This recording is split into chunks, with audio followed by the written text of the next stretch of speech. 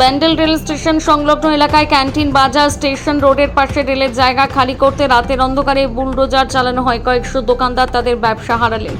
গতকাল কলকাতা বন্দর এলাকায় উচ্ছেদ মামলায় গুরুত্বপূর্ণ পর্যবেক্ষণ দিয়েছে হাইকোর্ট। আধার, বিদ্যুৎ বিল, গ্যাস বিল মালিকানার প্রমাণ নয় বলে কলকাতা বন্দরকে উচ্ছেদ অভিযানে জারি রাখতে বলেছে। ব্যান্ডেল স্টেশন একটি জংশন। পূর্ববঙ্গ তথা পূর্ব ভারতের সঙ্গে রেল যোগাযোগ হয় ব্যান্ডেল থেকে। সেই স্টেশনকে ঢেলে সাজানোর কাজ শুরু করেছে ভারতীয় রেল। সেই আধুনিক স্টেশন হবে ব্যান্ডেল। দূরপাল্লার বহু ট্রেন ছাড়বে, কমবে হাওড়ার চাপ। এর জন্য স্টেশন সম্প্রসারণ থেকে অন্যান্য কাজ হবে। সেই কারণে ব্যান্ডেলের রেলের জমিতে বসবাসকারী ব্যবসায়ীদের উচ্ছেদের নোটিশ দেওয়া হয়েছে।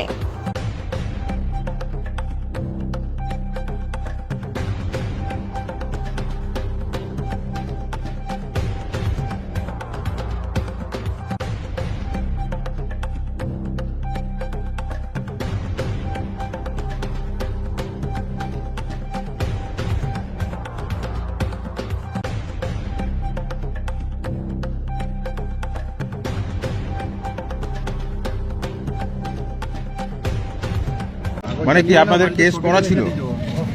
আপনাদের কেস করা ছিল? তাহলে আমরা যে এত ছুটি করলাম ওই দিকটা ওই দিকটা তো ওদিকটা কি হয়েছে? এখন কি ভাঙবে বলছে? এখনো কিছু জানাইনি। এখন এদিকটা চলছে ভাঙা। এখন বাজার চলছে। কি মনে হচ্ছে রেল তো রেলের জায়গা নেবে বলছেই? সে তো ওরা নেবে, সব জায়গায় নিচ্ছে, এখানেও নেবে। তো এখানে মোট কত দোকান আছে টোটাল? প্রায় 500-র উপরে হবে। 500-র উপরে। সবাই কি অন্য জায়গায় দোকান দেখে নিয়েছে না? অনেকে দেখে নিয়েছে, অনেকে সামর্থ্য নেই অন্য জায়গায়। ভাড়া অনেক মিনিমাম একটা ব্যান্ডেলের চত্বরে একটা ভাড়ার দোকান নিতে গেলে মিনিমাম 10,000 টাকা ভাড়া আছে। 15, ঠিক আছে, পাওয়া যাচ্ছে না এখন 15 হয়ে গেছে। আর পাওয়াও যাচ্ছে না ঠিক মতো। পাচ্ছেন না দোকান, কেউই পাচ্ছে না। এবার যা দোকান আছে তার স্যালেমি দিতে পারবে না। 5 লক্ষ 10 লক্ষ টাকা স্যালেমি চাইছে, ওই স্যালেমিটা দিতে পারছেন না। কথা ছিল পুজোর পরে ভাঙবে নাকি, কিন্তু দেখছি এখনই ভাঙা হচ্ছে দোকান। 3 মাস পর কথা ছিল। যেহেতু পুজো পর্যন্ত সময় দিয়েছিল, আমরা চেয়েছিলাম যে হ্যাঁ পুজো পর্যন্ত সময় দিক। তার জন্য আমরা আজ সকালেও আমাদের বিধায়কের কাছে গিয়েছিলাম, সেখানে গিয়েও কোনো কাজ হলো না।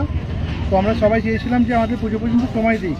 আমরা যেহেতু 45 দিন সময় পেয়েছিলাম, তো আমরা আমাদের যেমন দোকান তেমনই ফেলে রেখেছিলাম। এখন যেখানেই দোকান নিতে যাই সেখানেই কমসে কম 15,000-20,000 টাকা ভাড়া। তো আমরা এই মুহূর্তে কী করবো এখানে দাঁড়িয়ে? আমাদের কমিটির লোক, আমাদের আশপাশে যত আমরা দোকানদার আছি সবাই আছি, কীভাবে আমরা এখন ম্যানেজ করবো এটাই হচ্ছে কথা। এখানে তো পুলিশ প্রশাসন সবাই চলে এসছে, এখন বাজার ভাঙা হচ্ছে। এখন আমরা আমাদের দোকানের জন্য এখানে দাঁড়িয়ে আছি। তো আমরা চেয়েছিলাম যে আমাদের একটা দোকানের পরিবর্তে কিছু একটা জায়গা দিক, যাতে আমরা করে খেতে পারি। নাহলে আমরা কি করব? আমাদের লোন চলে, আমরা ধার দেনা করে দোকানদারি করছি। তো কীভাবে আমরা চলবো সেটা আমরা সব দোকানদাররা এখন চিন্তিত আছি।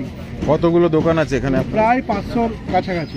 আপনার কিসের দোকান ছিল? আমার কসমেটিক্সের দোকান, কসমেটিক্স ইমিটেশনের দোকান। তো জিনিসপত্র কোথায় নিয়ে গেলেন? জিনিসপত্র সব ভাড়া বাড়িতে রেখে দিয়েছি এখানে। তো আজ 2 মাস ধরে বসে আছি। 2 মাস ধরে যে আজ ঠিক হবে কাল ঠিক হবে এটা ওপর থেকে শুনতে পাচ্ছিলাম। তারপর ঠিক হলো, যেহেতু 2-3 মাস সময় দিয়েছে, একটা মনে আশা জাগলো যে চলো এবার কিছু করতে পারবো। কিন্তু তারপরে দেখছি আজকে তো এই ব্যাপার, হঠাৎ করে এরকম হয়ে গেল। তো আমরা সরকার যে আমাদের আশ্বাস দিল 3 মাস চলবে, যে পুজো পর্যন্ত কেউ হাত দেবে না, তো আজকে কি হলো আমাদের এই? আমরা এতদিন অপেক্ষা করে আমরা কি করলাম? মানুষ তো বলছে ডবল ইঞ্জিন সরকার এসছে, ভাঙা হচ্ছে, রেলের জায়গায় রেল নেবে, আরও অনেক উন্নতি হবে, অনেক কর্মসংস্থান হবে। হ্যাঁ সেটা বলছে, ওটা বলছে যে আমাদের দোকান দেওয়া হবে, তার থেকে বড় কথা উন্নতি হবে বলেছে। কিন্তু এই যে 3টে মাস সময় দিল, তারপরে এটা কেন? এটা আমরা জানতে চাই। তারপরে এটা কেন?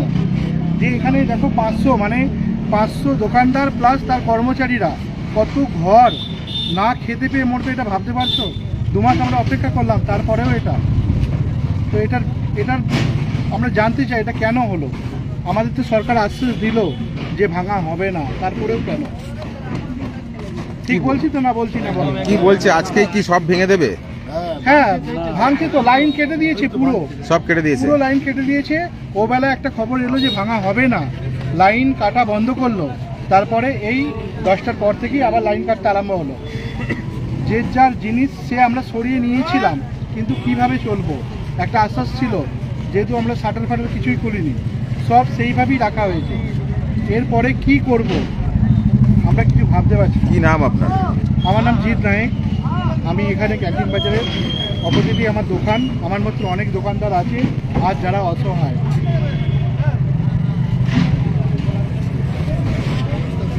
একটা ব্যবস্থা হলে আমরা খুবই মানে বিশ্বাস করেছিলাম একটা ব্যবস্থা হবে আমাদের, যে দোকান চলে গেলেও আমরা একটা দোকান পাবো।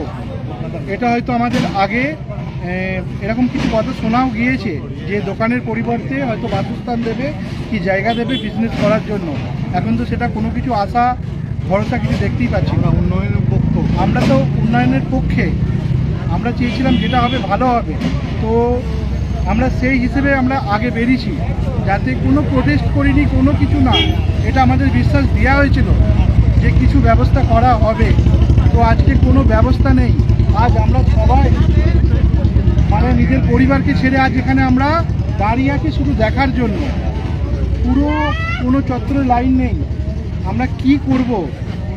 একটা পুনর্বাসন, এটা আমরা অনুরোধ করছি যে আমাদের যেহেতু বিজনেস মানে আমরা চালাচ্ছিলাম, আজ এইভাবে ভেঙে যাচ্ছে আজকে।